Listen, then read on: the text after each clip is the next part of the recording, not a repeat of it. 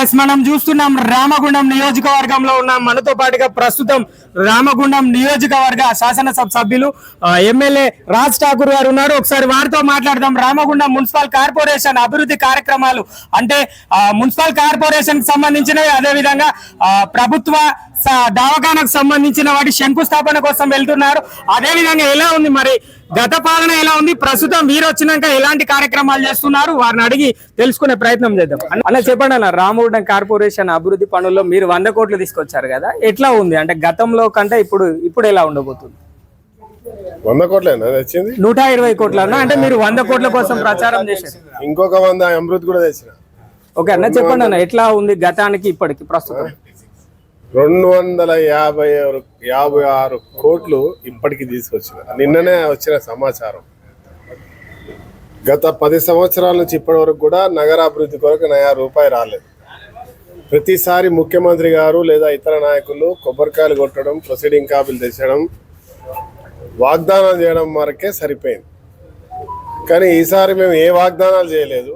మా ముఖ్యమంత్రి గారు రేవంత్ రెడ్డి గారు మేము శాసనసభ్యుడిగా మొదటిసారి అయినప్పుడు మేము మొదటి రోజు నుంచే నా ప్రాంత సమస్యలు అని చెప్పి మాట్లాడుతూ ఉంటే మాకు సంబంధించిన నాయకులు శ్రీధర్ బాబు గారు మంత్రి గారు, జిల్లా మంత్రి గారు, అదే మాదిరిగా బట్టి విక్రమార్క గారు ఉప ముఖ్యమంత్రి, వారు ముగ్గురు కలిసి మా ఇన్ఛార్జ్ మినిస్టర్తో సహా రామగుండంపై ప్రత్యేకమైన దృష్టి పెట్టాలి అనే ఆలోచనతోటి ఇక్కడ TUFIDC అని కొత్తగా మొన్న 12,000 కోట్ల మళ్ళీ నిధులు సమీకరించి బ్యాంకుల ద్వారా దానిలో భాగంగా నాకు ఒక 100 కోట్ల రూపాయలు TUFIDC, 10 కోట్లు DMFT, 10 కోట్లు స్పెషల్ డెవలప్మెంట్ ఫండ్ ముఖ్యమంత్రి గారు ఇచ్చింది. దాంతోపాటు నిన్న గతంలో ఉన్న అమృత్ స్కీమ్ వాపు తిరిగి వెళ్ళిపోతే మళ్ళా కొత్తగా మన ముఖ్యమంత్రి గారు ప్రధానమంత్రిని ఢిల్లీలో కలిసినాక అమృత్ స్కీమ్ని మళ్ళీ పెట్టాలంటే ఈ రాష్ట్రానికి 1150 కోట్ల రూపాయలు 1156 కోట్ల రూపాయలు ఈ రాష్ట్రానికి కేటాయిస్తే దాంట్లో భాగంగా మొదటి విడతగా మనకి ఇంకొక 100 కోట్లు అమృత్ను కూడా ఇచ్చి సీనరేజ్, డ్రైనేజ్, రెయిన్ఫాల్ డ్రైనేజ్తో పాటు ఇక్కడ STPలు కట్టేటువంటి కార్యక్రమం. అంటే ఈ నగరానికి పూర్తి స్థాయిలో మంచినీళ్ళు ఇవ్వాలి, గోదావరిలో పోయేటువంటి వ్యర్థాన్ని మంచినీరుగా చేసి పంపించి గోదావరి ప్రక్షాళన చేసే కార్యక్రమం కూడా దీంట్లో భాగంగా చేసేటువంటి కార్యక్రమంలో మాకు రామగుండంపై పూర్వ పరిస్థితి తీసుకురావడానికి ఆలోచన. కార్పొరేషన్ మున్సిపల్ కార్పొరేషన్ ప్రక్షాళన ఏమన్నా చేయబోతున్నారా అన్న? చూస్తారు కదా, అంటే ఒక 21 మంది నిరుద్యోగులను ఉద్యోగులుగా మార్చిండ్రు ఉన్నతాధికారులు అని చెప్పేసి వారిపైన కూడా కొన్ని ధర్నాలు జరిగినాయి.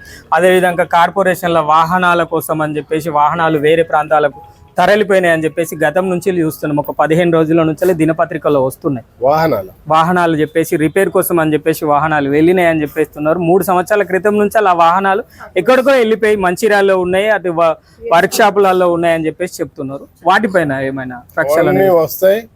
మనకు సంబంధించిన ఆస్తి తిరిగి తీసుకురావడమేనా లక్ష్యం? మన పూర్వ వైభవాన్ని తీసుకురావడమేనా లక్ష్యం? నగరాన్ని నేను వచ్చి ఇంకా 3 నెలలు కాలే, 3 నెలలు కాలే. ఎలా ఉందన్న ఫస్ట్ ఫీలింగ్? ఎలా ఉందన్న ఎమ్మెల్యే ఫస్ట్ శాలరీ పడ్డప్పుడు మీ ఫీలింగ్ ఎలా ఉందన్న? శాలరీ తీసుకోవాలి ఇప్పటిదాకా అంటే గౌరవ వేతనం తీసుకోలే. తీసుకున్నప్పుడు నాకు ఉంటుంది కావచ్చు ఫీలింగ్, ఇప్పుడు తీసుకోలేదు. డెఫినెట్గా తీసుకోవాలి.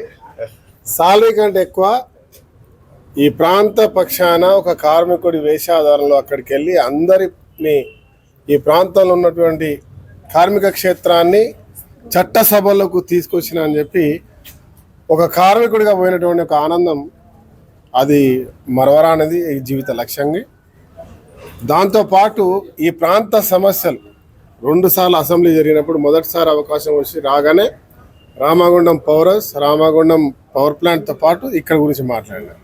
తర్వాత మొన్న జరిగిన అసెంబ్లీలో 4 రోజుల అవకాశం వస్తే ప్రతి ఒక్క అంశాన్ని సుదీర్ఘ చర్చ కాకుండా ఉన్నటువంటి సమయంలో పూర్తి స్థాయిలో ప్రభుత్వానికి అర్థమయ్యే విధంగా, అధికారులకు అర్థమయ్యే విధంగా రామగుండం గత 15 సంవత్సరాలుగా ఎంత నిర్లక్ష్యానికి గురైంది. గతంలో ఈ ప్రాంతానికి ఉద్యోగాలు వచ్చేవారు, ఇప్పుడు ఇక్కడ నుంచి ఉద్యోగాలు చేయడానికి ఇతర ప్రాంతాలకు వలసపోయేటువంటి పరిస్థితి ఏర్పడ్డదనే అంశాన్ని స్పష్టంగా ప్రభుత్వానికి తెలియజేసి ఇక్కడ వ్యవస్థ లేదు, కార్పొరేషన్ వ్యవస్థ లేదు, కార్పొరేషన్ నిధులు లేవు, సింగరేణికి సంబంధించిన మా డబ్బులు 1500 కోట్లు ఇలా ఇతర ప్రాంతాలకు పోయినాయి. గతంలో ఉన్న నాయకులు పట్టించుకోకపోవడం వల్ల, అడగకపోవడం వల్ల సింగరేణి డిఎంఎఫ్టి నిధులు, సింగరేణి సిఎస్ఆర్ నిధులు, ఎన్టీపీసీ సిఎస్ఆర్ నిధులు, ఇతర జెన్కో ఇవన్నీ కూడా మూలన పడుతూ ఒకప్పుడు మాంచెస్టర్ అంటే లండన్లో ఒక ఇండస్ట్రియల్ ప్లేస్, ఇండియాలో మన మాంచెస్టర్గా ఉన్నటువంటి ఇది ఊరు ఇవాళ బొందల గడ్డగా మారుతా ఉంది. మళ్ళీ పూర్వవైభవం తీసుకురావాలి. రామగుండంలో ఎన్టీపీసీ 3x800 కట్టాలి, రామగుండంలో 1x800 కట్టాలి. రాబోయే తరాలకు ఈ ప్రాంతం మరొక్కసారి మాంచెస్టర్ కాకపోవచ్చు, కానీ ఒక 70 సంవత్సరాలకు గాను వచ్చే జనరేషన్కి ఉద్యోగ అవకాశాలు కల్పిస్తూ ఈ యొక్క గోదావరిఖని నగరాన్ని ఇప్పటికే బొందలగడ్డ చేసారు. 9 సంవత్సరాల్లో ఈరోజు బొగ్గు లేకుండా పోయే ప్రమాదం ఉంది. కానీ ఇక్కడ ఉన్న ప్రాపర్టీని అన్నింటిని కూడా ఉపయోగిస్తూ పక్క ప్రాంతాల్లో అండర్ గ్రౌండ్ మైన్లు కొత్తగా తీసుకొస్తా ఉన్నాం. నిన్ననే మా ముఖ్యమంత్రి గారు తీసుకురావడం జరిగింది. మరి ఈ ప్రాంతాన్ని కమర్షియల్ బిల్డింగ్స్ ఏర్పాటు చేసి బిజినెస్ సెంటర్గా యాజ్ వెల్ యాజ్ మెడికల్ హబ్గా చేసేటువంటి ప్రయత్నం చేస్తూ ఉన్నాం. తప్పకుండా ఈ నగరాన్ని పూర్వవైభవం తీసుకొచ్చి ఉత్తర తెలంగాణలో ఒక పెద్ద కార్పొరేషన్గా తీర్చిదిద్దడమే లక్ష్యంగా నేను, నాతో పాటు మా నాయకుల యొక్క సహకారంతో మా ముఖ్యమంత్రి గారి ఆలోచనతో ముందుకు పోతాం. నిరుద్యోగుల కోసం ఏమన్నా మన నియోజకవర్గం నుంచి ఏమన్నా చేయబోతున్నారు? మీరు చూసినారు, సింగరేణికి సంబంధించిన వాళ్ళకి 450 మందికి ఇచ్చినాం, మళ్ళీ ఇంకోసారి 400 మందికి ఇచ్చినాం. పోలీ ఇప్పటికే ఈ ప్రభుత్వం వచ్చి 3 నెలల ముందు 30,000 పైన ఉద్యోగాలు ఇచ్చినాం. ఇక్కడ కూడా ఇంకా ఉద్యోగ కల్పన నిన్న పెద్ద ఎత్తున జాబ్ మేళా ఏర్పాటు చేసినాం. షార్ట్ టైంలో ప్రతి 3 నెలలకు ఒకసారి జాబ్ మేళాలు పెడతాం. ప్రభుత్వమే కాదు, ప్రైవేట్ పరంగా ఉన్నటువంటి ప్రతి ఒక్క జాబ్ను గతంలో మాదిరిగా దోపిడీ కాకుండా కూలి పనికి 15 లక్షలు తీసుకొని ఆత్మహత్యలు చేసుకునే పరిస్థితి ఏర్పాటు చేసినటువంటి గత పాలకుల చరిత్ర. ఈసారి మేమే భోజనాలు పెట్టి, నీళ్లు తాగిపించి, జ్యూసులు తాగిపించి, ఛాయలు తాగిపించి, పిల్లలను పిలిపించి ఎంకరేజ్ చేసి ఉద్యోగ కల్పన చేసే కార్యక్రమం చేస్తా ఉన్నాం. అదే మాదిరి అప్పటి వరకు ఉద్యోగాల కొరకు కొత్త వచ్చేటువంటి ఉద్యోగాలు ఇవ్వాలి. ఎందుకంటే టెక్నికల్ ఉద్యోగానికి అవకాశం అటువంటి కొత్త డిగ్రీలు వస్తాయి. దాన్ని ఆలోచన పెట్టుకొని ఈరోజు తిలక్ నగర్లో 2.5 కోట్లతో ఆడ గత పాలకులు కబ్జా చేస్తూ అనుకున్నటువంటి స్కూల్ని రెనోవేట్ చేసి అక్కడ పెద్ద ఎత్తున ట్రైనింగ్ సెంటర్ పెడతాను. ఈ నెలాఖరులో అది ప్రారంభం చేస్తాం. దాంతోపాటు ఇవాళ మా నాయకులు శ్రీధర్ బాబు గారు ఐటీ మినిస్టర్, ఇండస్ట్రీస్ మినిస్టర్, వారి సహకారంతో ఇక్కడ మన ప్రాంతంలో ఐటీ చదువుకున్నా కూడా ఇతర ప్రాంతాలకు పోయి ఉద్యోగాలు వస్తలేవు. ఎందుకంటే వాళ్ళకి స్కిల్ డెవలప్మెంట్, ఆ స్కిల్కి సంబంధించినటువంటి డెవలప్మెంట్ చేసేటువంటి ఒక వ్యవస్థను కూడా ఇక్కడ ఏర్పాటు చేస్తున్నాం. ఇదివరకే పెద్దపల్లి శాంక్షన్ అయింది, గోదావరిఖనికి కూడా శాంక్షన్ అయింది.